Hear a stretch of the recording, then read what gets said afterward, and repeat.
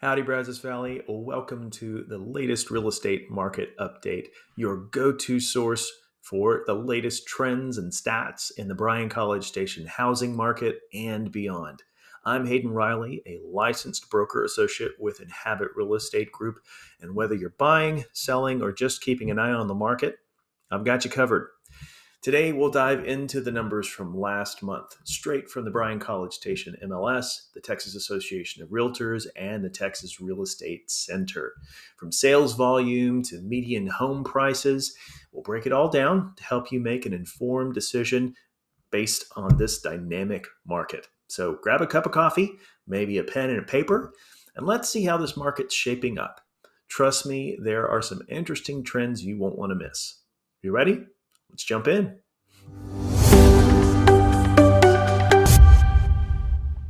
All right, folks, it is March, so we're going over February's numbers. First, we'll start with the average days on market. This is of the active listings, what's the average number of days on market? And you can see we're doing our normal trend of decreasing from January to February. 114 in January, 112 in February. Both numbers are actually below the 120-day mark, which is usually a pretty good indicator that you're moving into more of a balanced or maybe even a buyer's market.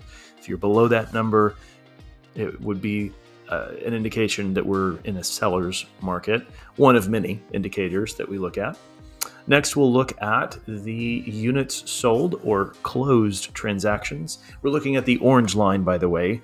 So 184 in the month of January, 231 in February. So that's a pretty significant uptick from month to month, and relatively on pace for where we were for 2024 as well as 2023, and we'll see if we continue to track that way. So we'll keep our eyes open on that. Next, the new listings taken. Our peak months are typically March or April, so we're on our way there. We've gone from 486 new listings taken in January to 538 in February. And I want you to compare that with the number you just saw of units sold. 538 is significantly more than 231 units sold. So we are gaining in inventory month over month, which means more purchasing power for the buyer. Still in a seller's market again, but definitely moving towards a buyer's market at this point. The College Station and the College Station and Bryan housing report, this is just for the two cities, not the entire area. The median price point for the first time in a long time is lower than it was in the previous year. So compared to February of 2024, our median price point at $300,000 is 1% lower than that time. Our active listings are up 31%. Our days on market at 110 days, slightly lower than the full area days on market, and 5 days more than in February of 2024. Our price distribution, a little bit different this time, with the number one category between 200 and 300,000, and number two between 300 and 400,000. We've seen it a lot where the $300,000 to $400,000 category has been the winner, for lack of a better term, the top category.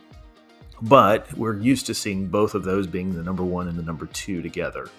And I have a feeling we'll continue to see that.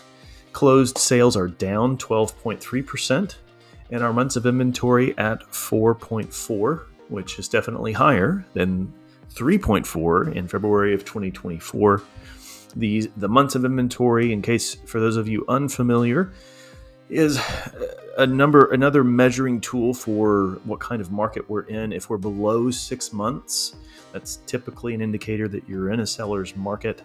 The months of inventory, the way we come up with that is by asking the question, how long would it take us to deplete our inventory completely if we sold the same number of properties that we did in February over and over again without adding any new inventory? And the answer of that question is 4.4 months.